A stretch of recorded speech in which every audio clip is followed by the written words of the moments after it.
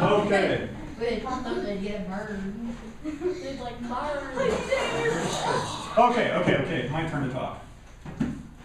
I was originally going to switch in my nifty chart that's over on there, which is not helping me right now. Okay, well, you put too much stuff over there. Put all my stuff over there. I thought that's what you asked me to do. No, not all, just some all. Some all. Boy, you could have told me that. Okay. I was originally going to go directly into I was originally going to go directly into reasons to why the Bible is reliable and reasons why Jesus is a reliable historical figure. But since we kind of started talking flood stuff last week, I decided let's go ahead and finish flood stuff. So what we're going to do is skip ahead to basically almost the second to the last one. So I'm totally blowing my syllabus on second day. So we'll kind of recover there. Oh, which does remind me a couple of things. Remember last week I said people make mistakes. Well, I made mistakes last week. When I was talking about the ark, if you guys remember, I said the ark was like a box because it was like the same word for Ark of the Covenant. Well, I was wrong. I was remembering the wrong thing. The actual Hebrew word for ark was actually the closest use for the word is like lifeboat. The only other time in the Bible that the actual Hebrew word was used was when Moses' sister, when mother and sister made the basket and floated him away. So the word it was used for ark in the Bible had nothing to denote the shape, it was more for the purpose. So just like Moses' basket was a lifeboat to keep him alive, the ark was a gigantic lifeboat to keep Noah and his family and animals alive. So that said, it's still the dimensions, or rather, I spent all week working on my scale model of the ark. I hope you appreciate it. You spent a whole week on that? I spent a whole week on this. Now we're 8 minutes. My dad made Okay, maybe a little less than a week.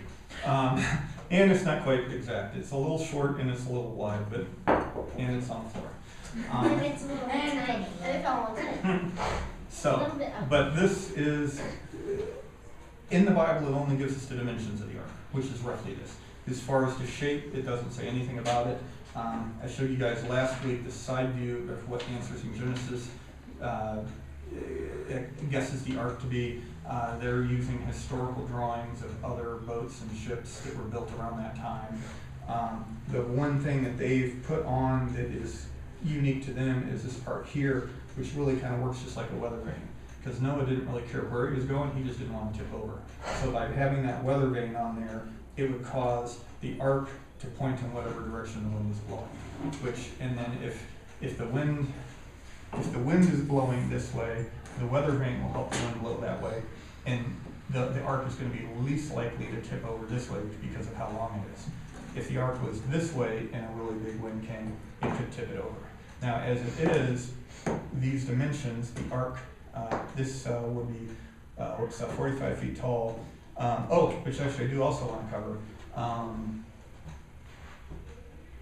The exact size of the ark isn't known, in the fact that they use measurement of the cubit. Cubit is an ancient measurement that floats between 18 and 22 inches. Basically, a cubit was like from your arm to your tip, and I guess depending on how big you were, depending on how big the cubit actually was. I'm sure there was some kind of standardization, but we don't know. So all the measurements that I'm using is using cubit on the smallest version, which is somewhere around 18 inches, which then puts the ark at 45 feet tall, 75 feet wide, and 450 feet long. But if you used a bigger version of the cubit, it could actually be 50 feet longer for a total of 500 feet. So regardless, it was big. So where was I going? So assuming this is 45 feet, there research has been done saying that the dimensions of the ark is the most stable and the most comfortable, as in like not tipping over and not making people seasick, and could handle waves. I'm finding numbers anywhere from 90 feet tall, which would be twice the height of the ark. I even read numbers where it would be 200 feet tall waves. So needless to say, that works out to be a pretty good design if it can handle a 200-foot wave. Which I didn't know was impossible. well, when the entire world is full of water and you can have a tsunami going entirely across the entire world, I mean, they make some pretty awesome, there's some pretty awesomely large tsunamis going on, and they only get to cross an ocean. Imagine if it got to cross the entire world, how big those tsunamis would be. I'll have to see how big, I don't know how tall it's coming, but I can certainly see tsunamis being over 100 feet, those waves coming in. So there's some serious chunks of water. I So guess from water's the not. very lowest floor here, the very top, and that's about 100 feet, you said? Somewhere around there? That is a good So question. just bigger than the church. Easily taller than the church, I'm sure. Yes. Yeah, I wasn't thinking height. Gosh, okay, you're ahead of me. I was only thinking floor space, but we'll do some checking on heights too. Okay, before I get too far, I want to just read the account of Noah and the ark.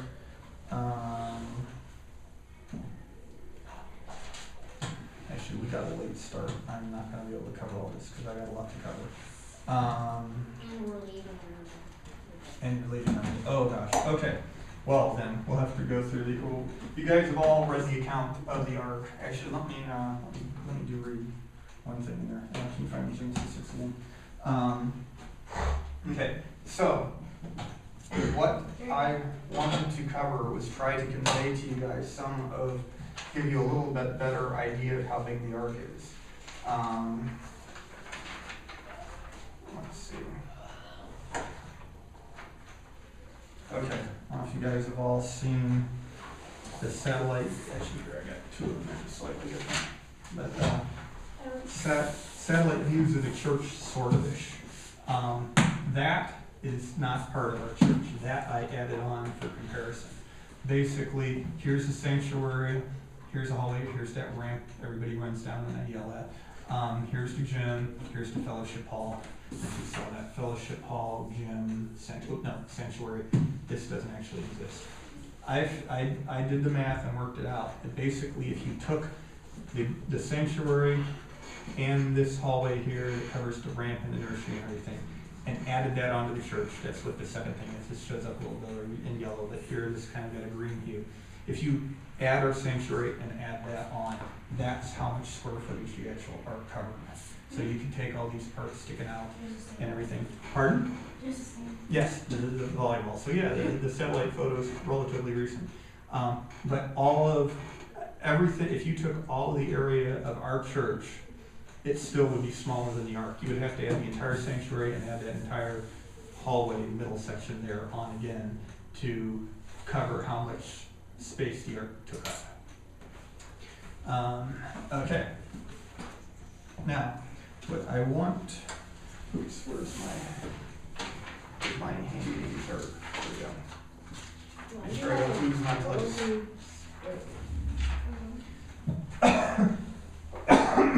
Excuse me. Okay. Let's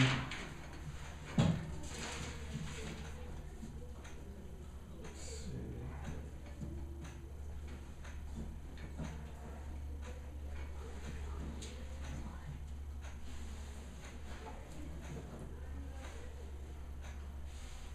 I guess I should get better track of that. I was planning on reading the whole thing and now I forgot the verse that I'm actually looking for. Okay.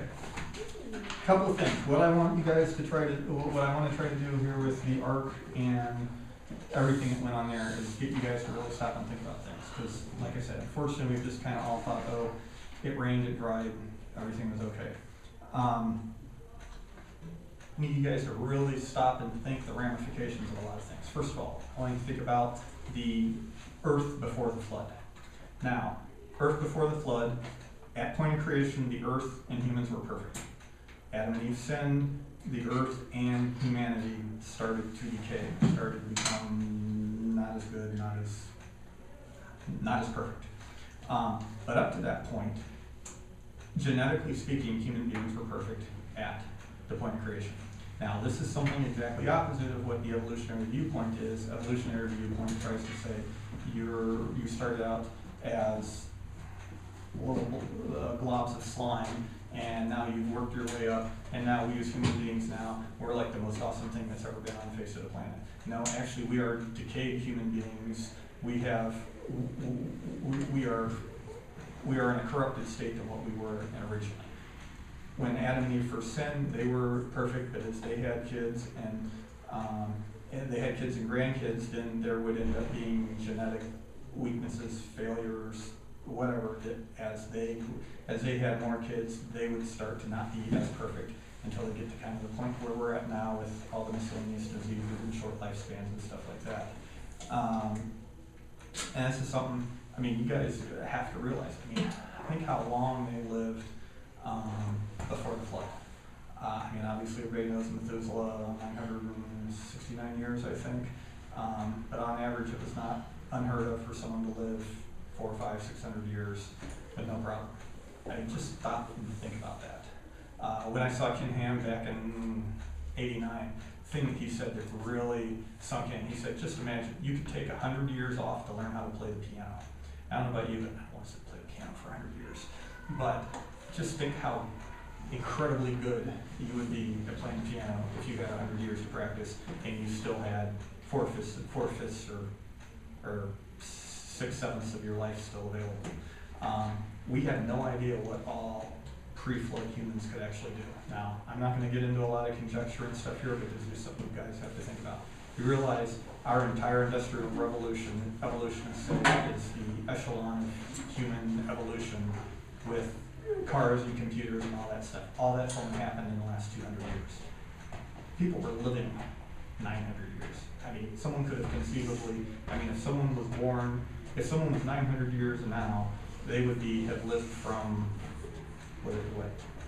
the time of knights, the time of knights and medieval dark ages and all that kind of stuff, all the way through everything that we have seen in our lives today. And it's just something, we had no idea what it was like before the flood. People would have been, I mean, they would have been really smart. Now, one thing you hear, sometimes people say, well, we only use 10% of our brain capacity. That's been argued or debunked, so I wouldn't go as far as saying something like that, but still. We would have been smart. We had no idea what the world would have been like and what people were capable of, what people did, what inventions they had. And actually switch over even, I mean, they had, well, I know we gotta keep moving. They had unknown technologies and capabilities. We just had no idea what things were like. And we'll get into why we have no idea during that. The pre-flood, animals and humans were not carnivorous. They all ate just plants. Unfortunately, they had no idea what steak tasted like, so that's one drawback the pre-flood people had that we don't have. Or bacon, yes, that's right. Oh, Pre-flood, no bacon. bacon. Is that just sad or what? 900 years without bacon.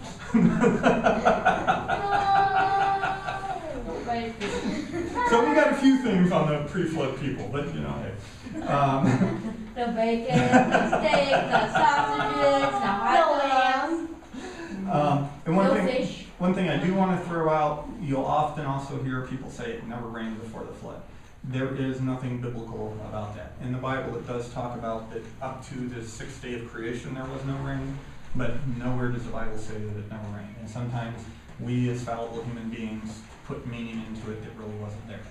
Nowhere does the Bible say it doesn't rain. In fact, I would argue that it would be ridiculous to think that. I mean, God created the water cycle. You have the sun, you have it shining down on the ocean, causing evaporation, turning into clouds, condensation, rain, running down. There would have been no reason for God to have held the water cycle up for 2,000 years before that. So when people say that it didn't rain before the flood, I would argue that that doesn't make sense. Okay. I know we're short on time here, so okay. So some of the ark stuff we've already covered. You all know the ark was not cute. We kind of shot ourselves in the foot by only by dealing with cute little pictures and stuff like that. Actually, we'll bring the scroll up one more time real quick. You think you can do it, Joe? And here comes again. And here we go. Okay. So there's the characterization of the ark. And that's how long the ark really would have been. Which obviously you can sort of understand why your picture books about the Bible would be a little hard, because it would need to be one serious, massive fold-out book. if they were going to show the entire ark. But unfortunately, I would say they've shot us in the foot. We've all shot ourselves in the foot by allowing us to think that the ark is that cute little bucky thing down there at the end, rather than the massive, bigger than a battleship, battleship size that the ark really was. Okay, so let's give this to Mom and let her roll So that. there were humongous, Roll that. Thank you. over the top of her tops. Pardon? So there were humongous, giant, over the top guys, like, Brobdingnagian. Brobdingnagian is a big word for big. So whenever you think of your Brobdingnagian. Big word for what? Drop. Big. Okay. Building the ark. A lot of people say, well, Noah could have never built the ark. First of all, again, as I was just saying earlier, I mean, we have no idea what intelligence and tools and whoa, that table is like.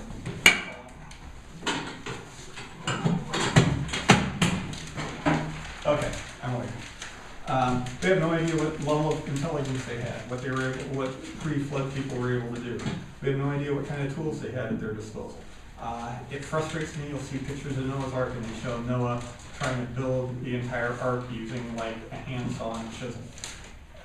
I think if you guys were commissioned to build an ark, you'd figure out some other way to do it than with one hammer and a saw. I mean, this was a major undertaking. There's nothing in the Bible that says that only Noah and his family built the ark. He very well could have hired people. He probably would have hired people to try to build the ark, and then, I'm sorry, it goes the other way. You really want it the other way? Well, the paper rolls that way, it'll be a lot easier to follow. Okay. So there's no reason to think, I mean, that'd be the same thing as saying, well, when we built the church here, only the elders built the church. Frankly, that'd be a little scary. I don't know if I'd want to come in here knowing some of them and their building capabilities, but that's another story. But there's nothing that says that only Noah and his sons built the ark. They very well could have hired people. They answered just at this. They may have had access to sophisticated mechanisms and technology that we have not considered. So really almost anything that we're using for shipbuilding today, I mean, cranes, saws, rotary saws, I mean, there is no reason to think that they did not or could not have had access to something like that. To what extent, we don't know, and I don't want to conjecture too far there, but just, again, if you had to build something and you had hundreds of years to do it, you would probably figure out better ways to do it than sit there with one puny little saw and a puny little hammer. A lot of people will say it's impossible for the ark to have been that big. They have done studies, and the theoretical limit for a wooden ship is somewhere around or a little short of 500 feet.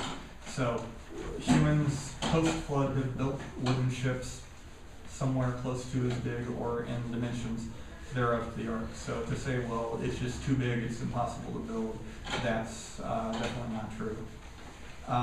Something you'll hear a lot or think a lot is the ark wasn't big enough for all the animals. Well, that's where we get back into our characterization of the ark. Yes, that is way ridiculously too small for all the animals that would need to fit in there. Another way to think of the size of the ark. Next time you're at a train crossing, start counting trains, or start counting the cars in a train. And once you have counted 569 of it, it may take you a couple of trains to do that, that's how much capacity the ark had. So most trains are probably less than or around 100 cars, probably less than that. So the sheer number of space available on the ark. So 569 boxcars worth of capacity inside the ark. If you take a standard double-deck livestock car, that'll hold 240 sheep. You take the average number of size of animals, and a lot of people use sheep because if you take the different sizes of all the different animals, juvenile animals on average, including all the gigantic dinosaurs and everything like that, when you get juveniles, they end up being about the size of a sheep. So all that ends up being about the average size. So if you take those, and then the other thing, when they talk about number of animals on the ark, the Bible talks about that you take one of every kind. A kind is not a species. A kind is, let's take like the dog kind. dogs would be the dogs we know, all the different kinds, the poodles and chihuahuas and all that, but then also wolves and coyotes and with foxes, or no, foxes would be cat, I don't know. Okay, skip the foxes part.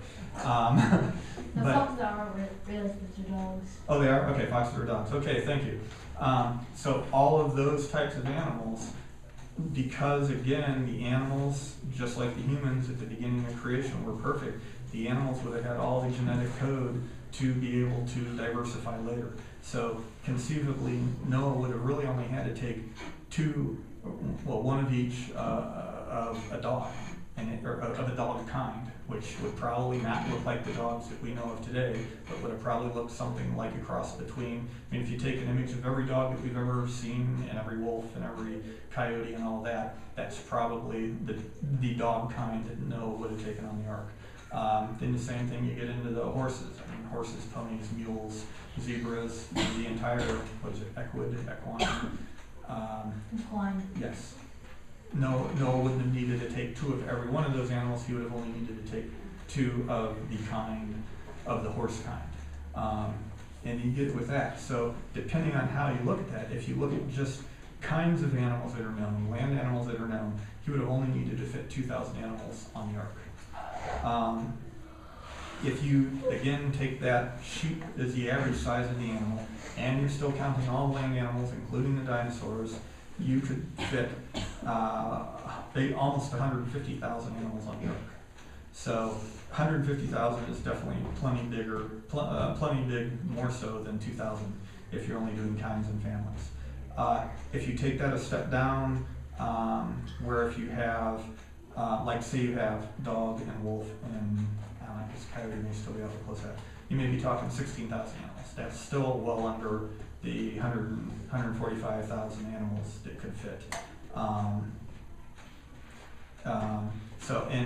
And then if you did account for every species, if Noah really did take 1 dog, one wolf, 1 coyote, 1 poodle, 1 pit bull, you'd be talking 145,000 animals, and that would still only take 318 boxcars. So you would still have 240 boxcars left for food, water, places for people to live. So the ark was massive. There was definitely room to hold as many animals as it needed to hold, and that number would be anywhere between 2,000 to 150,000 animals. Probably more in the 16,000, between the 2,000 and 16,000 range. And as I stated earlier, yes, the dinosaurs were on the ark. It's too easy for us to stop and think of the evolutionary worldview. They're all hammered into our brain. Dinosaurs were millions and millions of years before humans. The dinosaurs were created on day 6 along with the dogs and the horses and the cats. So there's no reason they would have not been on the ark. Now, after the ark, the climate changed, so that could be a lot to do with why the dinosaurs didn't last long. But then even, I got a video here on dinosaurs. We don't really know how long the dinosaurs held on. And I'm not going to get into that because we are definitely running low on time here. Okay, well then, thank you for pointing that out. Something we need to stop and really think about. The flood was what we call a cataclysmic event. The flood absolutely changed the world, totally changed the world in so many ways that we, even to this day, cannot comprehend. Obviously, it was worldwide. A lot of people try to say it was local, which just gets ridiculous when you stop and think about it. But the flood changed the world forever. Creation scientists are doing a lot of research, trying to look at things. They're looking at a lot of the same things the evolutionists are looking at. Even evolutionists are coming up with things, which is ironic.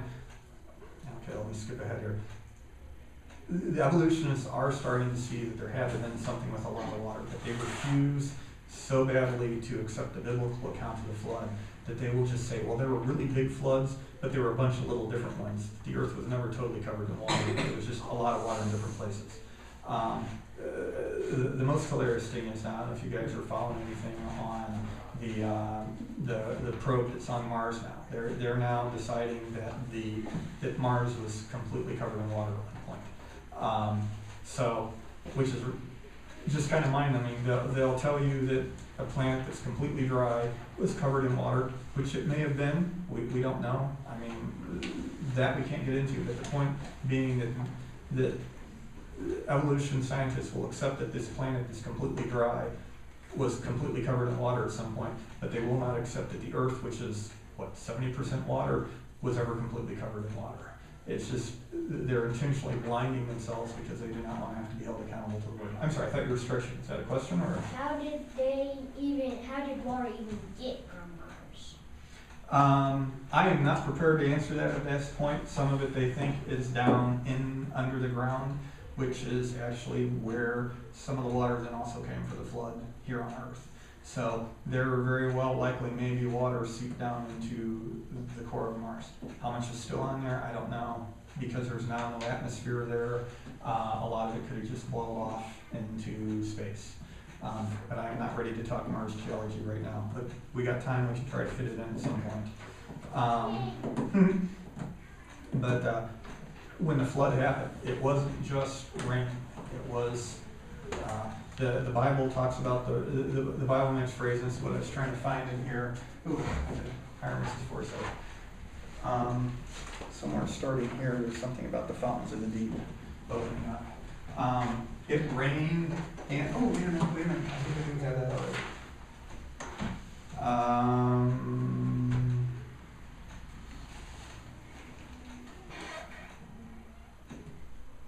Genesis 7:11. Yes. Okay, there we go. Oh, I have it already. The fountains of the great deep broke apart and the windows of heaven were opened. It began to rain. This happened on the 17th day of the second month. Noah actually entered the ark 7 days prior to this. So when we got water, it didn't only just come from rain, it came from inside the earth. Creationists believe that before the flood, all the land masses on the earth were all one big continent. I think it's called Pangea. And evolutionists also agree that at some point that the continents were together. Evolutionists claim, well, that it just took millions of years for them to creep apart. Creationists say during the flood, the earthquakes, volcanoes, everything else that's going on is what actually broke apart the continents.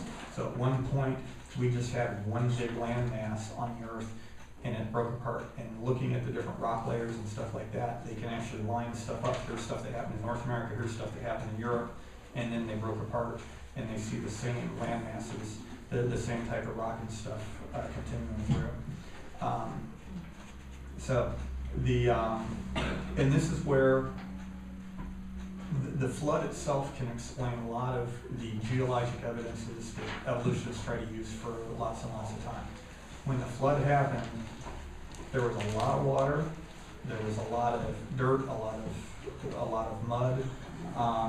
When the evolutionists look at rock layers, they see these layers and say, oh, well, this took 1 million years to happen, this took 1 million years to happen. What it actually was when the flood happened and covered everything in mud, the mud layered in different layers, different things happening. There were even smaller floods after the flood, because what happened is then when the water started to dry, the water started to go down, there were big lakes that were dammed up somewhere. And that's actually what we're looking at that actually created the Grand Canyon, is the fact that there was a big lake that then burst open. The dam of that lake burst open and it flooded out and basically carved out the Grand Canyon. Which actually is something really cool that we, in this day and age, have to our accessibility that we did not even have 30 years ago. I don't know if anybody remembers Mount St. Helens. I was actually in high school when this happened, so yes, I'm old. This was 30 years ago, I think it was. No, 1980, that's right. It was 3 days before Empire Strikes Back came out.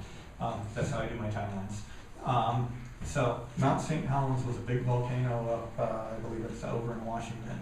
The volcano blew up, and basically a lot of things that happened when this volcano happened had a lot of the same effects on the area that the flood did. It carved canyons. There was actually a lake got dammed, and then a few years later that dam broke open and it carved these, they call it the miniature Grand Canyons, basically the Grand Canyon on, I can't remember, 1/6 scale, but it was basically carved in days. where every evolutionist tries to claim that the Grand Canyon took millions and millions of years. It was just this little trickle of water came through, and when the trickle of water just kept going, and a million years later, you ended up with the Grand Canyon, where we have now seen with the Mount St. Helens and with the flood that happened after that, that basically this entire Grand Canyon, mini Grand Canyon, got, here we go. Another eruption 2 years later melted snow and created a mud flow that cut canyons up to 140 feet deep in a single day. 140 feet. I wish I knew how far 140 feet was. I would say easily from here. Wow, hang on, let me check my drawings. So it's 45.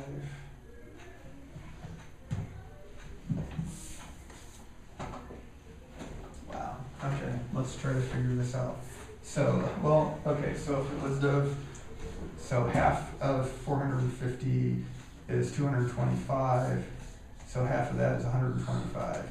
So basically, we'll say the entire size of our sanctuary, in one day, canyons were cut that were that wide. Can you imagine trying to dig a hole like that in one day? Even Mike Mulligan and the steam shovel couldn't do that. That was just the massive. No, but it's dynamite, I might be able to do that. Even dynamite. That is this very big hole, because that is 145 feet deep. That's a hole that deep going for miles. It's just that much water. What And if you use a nuclear bomb? you Yeah, probably didn't end have up with a a huge very big, area. very big puddle, very big crater, but not a long canyon. When this flood from Mount St. Helens happened, it laid sediment down 600. Where'd it go? It laid sediment down 600 feet deep. So that's 450 feet. So 600 feet deep would be let's say 600 feet deep would probably be twice as long as our church. It's that much mud that was layered. And that's only in a localized flood. When the ark happened, there was easily thousands of feet of sediment. So part of why I say we don't know what the earth was like pre-flood is because the pre-flood earth and everything that they had was covered in miles of mud. So we have no idea. They very well could have had, and this is totally conjecture on my part, do not quote me in saying this is the Bible, but for all we know, they could have had iPods and cars and computers and all that. We aren't going to know because everything that was there was miles deep of mud. Now, they probably didn't have computers. I don't know. Because they were not of a fallen nature, they would have been smarter than us, so maybe they didn't need computers. Who knows? But we just have no idea because it's all under What? thousands of feet of mud. Yes. All right, hang on. Can we find the beach soon? Yes, hang on just a second. Okay, well actually this is probably as good a time as any. Okay, one of the things where we really hurt ourselves as Christians when we think of the flood, we think of the 40 days of rain, and we think of it rained, a lot of water, and then the water went away. With me talking with the fountains of the deep opening up, with the volcanoes, with the earthquakes, it was definitely more cataclysmic. So let's try my experiment here. I have no idea if it's going to work or not, if we're just going to get everything wet. But when we think of the flood, when we think of the flood, and we've got miscellaneous animals in here. Oops, where's my very high-tech scale model of the ark? I don't know how well this is going to work because I haven't actually tried this, but we're going to throw this in here anyways. When we think of the flood, we just think, oh, it was raining, and it just kind of filled up. And that's where people then think, you'll often hear people talk about, oh, the Garden of Eden still exists somewhere. I would argue, no, the Garden of Eden doesn't exist because it's under the aforementioned thousands of feet of sediment. The world, the cities that existed before the flood were buried. When we now have what we call cities, they may have had some of the same names that they had pre-flood, but just like we here in America name cities after cities that we knew in Europe It doesn't mean it's the same city, it just means we happen to call it the same thing because we like to call things the same thing. Right, isn't that right, Bill, before? So, what the flood really would have been like. Let's see if I make a mess here. Oh, there goes the tie. Okay, so instead of just raining Look at rain. the arc, look at the other. Look at the arc. Oh, it's like, whee! Wow. You're like, whee! So that's really what things would have been like. Oh, this looks like little tiger floating around and dying in there. Oh wait, what's that on the side? Oh, the fish. There's a fish on the side. But what you can see, before I did it, I had everything nice and flat. Everything was moving so much and moving around so much. Canyons were formed. There probably before the flood, there were probably not mountains. The mountains with the earthquakes, the plate shifting, the plate tectonics and stuff like that would have been shifting and changing everything. That the landscape of the earth post-flood would have been nothing like what it would have been before the flood. And it was just ridiculous amounts of water that were going to completely change the face of the earth forever. I like the bubbles that are coming out of the sides of the Yeah, when you have, and that's the thing, you have that much water, things are, and what you're seeing, you're not seeing it quite so much, I was hoping to get more, but you see the water's cloudy. That's a lot of the dirt and stuff being floated in the water. That's where you've all heard of sedimentary rock. The sedimentary rock is all this dirt that's floating around, then finally settles down and dries out and becomes rock. Oh, it's clearing up. So yeah, we'll see how long it takes for my sediment to land and see if we made ourselves any fossils. I found a few fish. Yeah. I see something on the ground. Fish! It's a dead fish! Yeah, it's like Is that a squid or what is that thing? oh no, your arm flipped over. Uh-oh. There was no in the animals. Yeah. Well, my waves were a little more than the 200-foot tsunamis that they could You have. know, it goes under and then it just comes out of the bottom. It's the ultimate coach. So the important thing to remember here is that it was just not little bits of rain. It Oh, was its face is buried. large enough. Oh, straight, hang on real quick. David, this fish's face is buried in the sand. This is just a real quick 2-minute video. Oops. Video! That's I'm saying that you saw that. Oh, it really is on the screen. Not cute. I don't have my battery on. Thank you, sorry. Oh, jeez.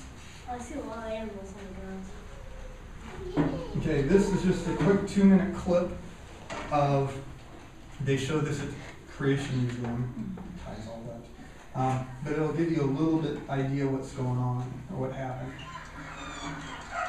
Okay, here is God closing the door of the ark.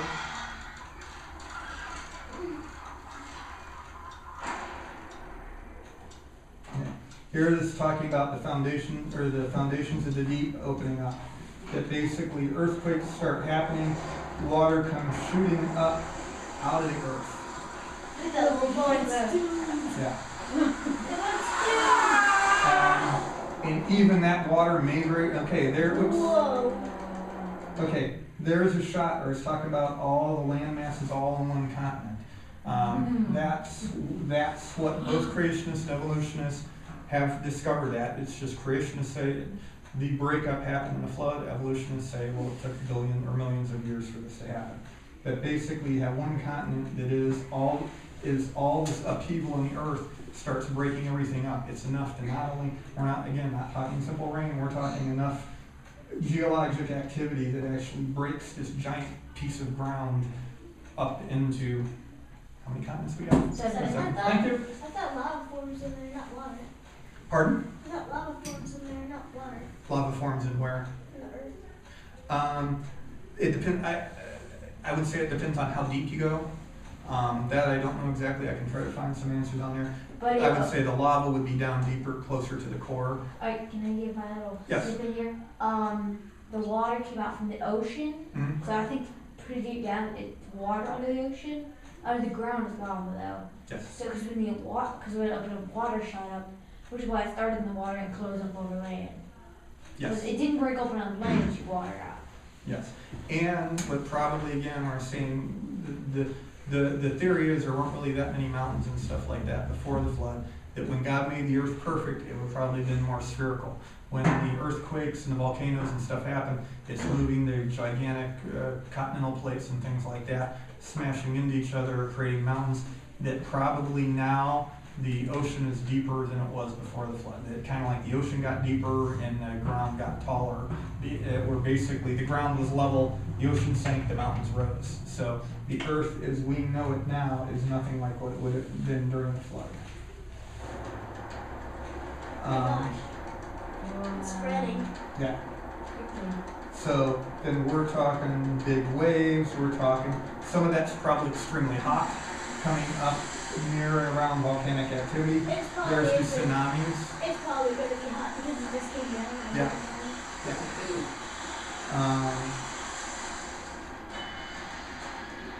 So as this is happening, it's not merely and only rain. It's actually the entire face of the earth changing.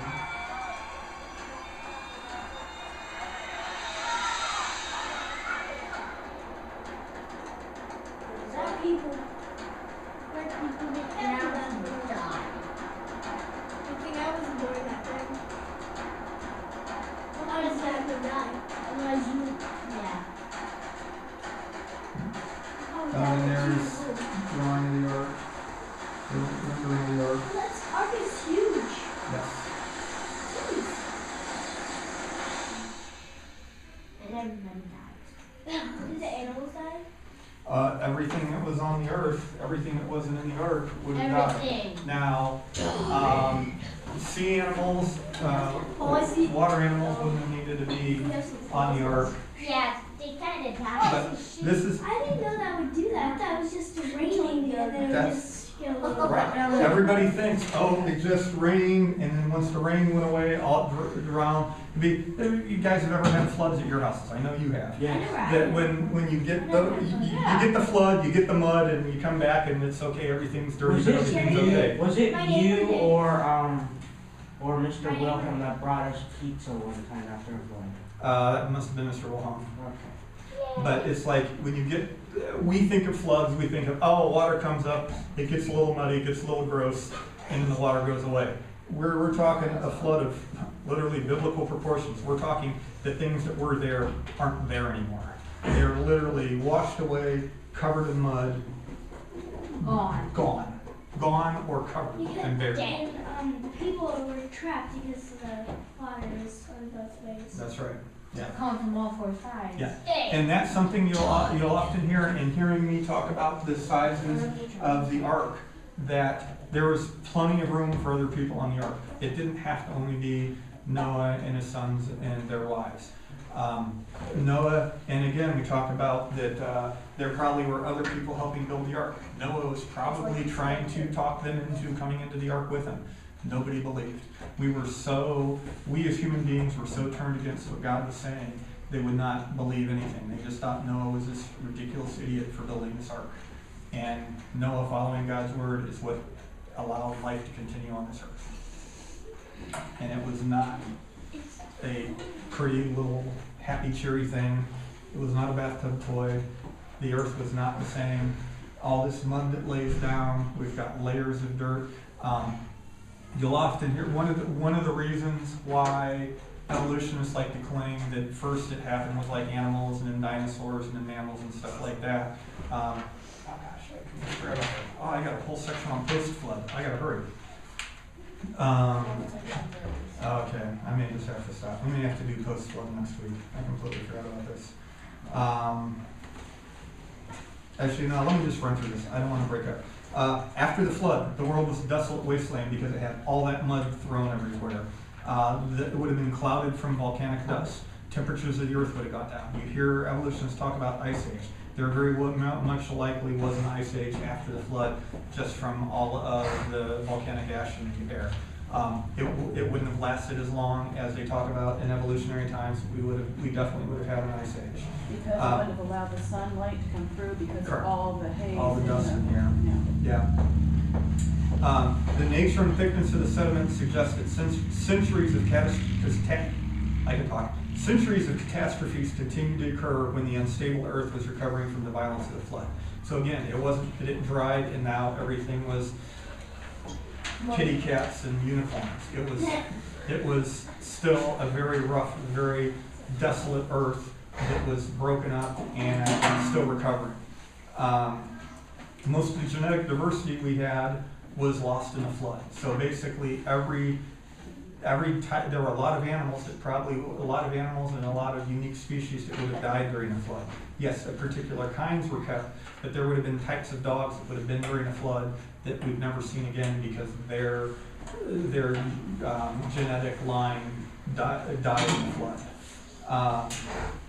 The earth replenished itself by rapid speciation. What that means is that God gave the genetic information to all these animals that as they spread out after the ark, they were able to have like different animals, short fur, long fur, short beaks, long beaks, whatever, that worked well for whatever environment that they were in.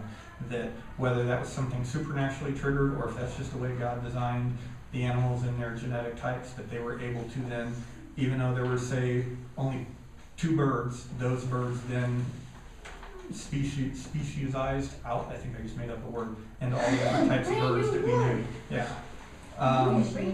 The catastrophic loss of technology. Again, talking about how deep the sediment was. We have no idea what the technology was. We had no idea what was stable. But basically, Noah, to build the ark, had all the technology of the first 2,500 years of the earth, and that was all gone, all buried under mud. So he and his sons would have understood a lot of technology, but say we all lost our technology. We all know how to use a computer, but none of us could build one. So we would know what was possible, but we may not even be able to do that. And that's some of what Noah would have ended up with. Mount St. Helens, I already talked about that. And then I'll use this to dovetail into next week. Animals were diversifying and spreading out from the ark. God told humans to spread out from the ark after the earth dried, but we did not. We again, because we're foolish, rebelled against God yet again and started to build the Tower of Babel because we like to stay together. And then we'll hit Tower of Babel next week. And there we go, only 4 minutes over. I think you guys have to be down there at 10:40. So I know this was rushed. We got late start. You guys need to get going.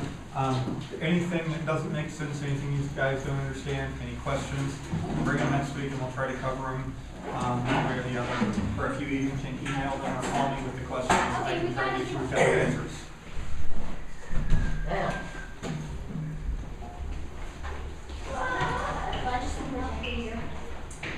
We have to